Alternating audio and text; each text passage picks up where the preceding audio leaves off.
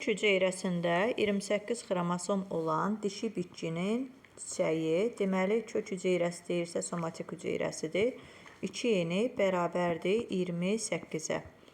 Endosperm hüceyrəsində 28 olan xromosom, 27 xromosom olan bitkinin tozcuğu ilə tozlandırılmışdır. Yəni erkək bitkinin 3 eni bərabərdir 27-yə.